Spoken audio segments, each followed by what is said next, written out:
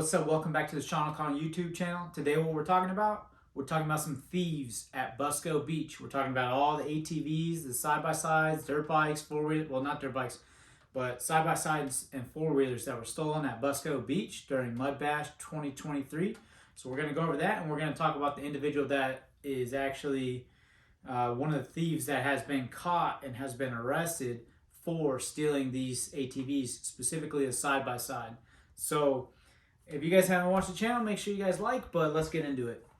All right, so Busco Mud Bash every year, you guys know it's huge. You got all the four-wheelers, you got all the side-by-sides. It gets pretty crazy out there.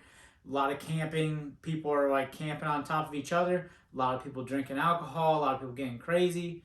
Is it a family event? I don't know for that weekend. I don't know if I'd take a family there, but it gets a little crazy on Mud Bash weekend. It's the busiest weekend of the year. And some people take advantage of that. Some thieves go in and they like to steal other people's property that they worked hard for, earned a lot of money and pay for these things. So what I'm gonna do is I'm gonna show you guys one of the side-by-sides that was stolen and where it was recovered. So if you guys don't know, Mud Bash is actually in North Carolina at Busco Beach ATV park. So the individuals stole this side-by-side during the Mud Bash weekend and travel all the way to Danville, Virginia, to his daddy's warehouse where he stripped this RZR. And I'll show you guys what the RZR ended up looking like by the time that the authorities got to the warehouse. Now, some funny stuff about this. That's a pretty nice big warehouse. And if you look in that warehouse, you can see that there's other stolen equipment in there. There's a camper / RV type deal in there. There are other four-wheelers in there. God knows what else has been in there, right? This kid is pretty young that's getting in trouble for all this stuff. The thief that's responsible for stealing this man's side-by-side. So what's crazy to me, so the kid's in jail still, so if you go on his Facebook, it's still wide open, all right? And I got some pictures where it looks like, on this picture, it looks like it's his mom praising him. If you look, he's a pretty young guy to have a pretty nice truck. It looks like he's got, I think it's like a Duramax Denali, pretty expensive truck, over 40 grand, maybe 50, 60 grand. I don't know how much those cost because I would never buy one. Big power stroke guy, so I don't even look at the Chevys, GMCs, all right? But the mom is praising him, saying, hey, he's so young and he's able to afford this truck. This is the second nice truck he's bought. I wonder how he's able to afford it. Newsflash, Mom, he's been stealing other people's property, and that is how he's paying for these nice things that he has. The crazy thing is, it looks like the kid comes from money. If you look, this is his dad's warehouse, and if he's able to afford to pay for this nice warehouse, whether he owns it, rents it, whatever, daddy's got money. He's got daddy's money, but instead of getting daddy's money, it looks like he's out stealing to get his own money. Wonder if dad is the same. Not sure. I don't know anything about this family, all right? So looking through some of his other posts, there was a post from a couple of years ago when he was like a kid, and it looks like somebody stole his four-wheeler. So I'll go ahead and put that post right here. If you want to take a second and just read it. It's I actually commented on it. I said something like, oh, looks like you're stealing, are you sure you didn't steal them or something like that? Now I'm going to go ahead, I'm going to show the other ATVs that were stolen from Busco Beach the same weekend. Not sure if this kid stole them or somebody else stole them. But here's some of the other missing machines. If somebody is looking for a machine, or if you see one of these for sale in a different state or something like that, maybe if it doesn't have a title, I would be a little curious about it, all right? Ask those questions. Get that bill of origin. Get that bill of sale. Make sure the VIN number isn't scratched off. Run the VIN number. Make sure nobody else owns it. But yeah, this is something that you're always going to have issues. It's funny because 3 of the main parks have already banned him and his family, his immediate family members, from going to these events. So if you look, Busco Beach has banned him indefinitely. They will not let him go to Busco Beach anymore. Outback ATV Park has banned him permanently. As well as Deep Creek ATV Park. So here are all those posts from all those different mud parks banning this guy. And there's a lot of this happening out here. Some people that you guys might think are good people, good honest people, they're doing some shady stuff. And watch who you let around you. And watch when you go out to these mud parks, all right? I've been to Redneck Yacht Club. I've been to all kinds of other big events. I've been to Mud Bash a couple different years, and I always, when I go to these events, I'll usually bring two machines in case one of my machines breaks, whether it's a four-wheeler, side-by-side, whatever. And whatever machine I'm not currently riding, I take a big thick chain and I chain that thing up to my truck or something else that isn't going to move easily.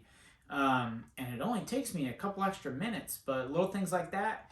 Also, if you guys have these Apple AirTags, you guys can put these in your machine somewhere, hide them somewhere where they won't get too wet and messed up and stuff like that. And that's one way to keep, being able to geolocate your machine in the event that it's stolen. 2023, there's a lot of technology on our side, and I think we got to start kind of arming ourselves, because this is a big purchase. Some of these side-by-sides, $20, $30, $40,000 people spend. So spend a little bit of money on the other end, putting some type of, not necessarily like a theft deterrent, but a tracking device in the event that it is stolen.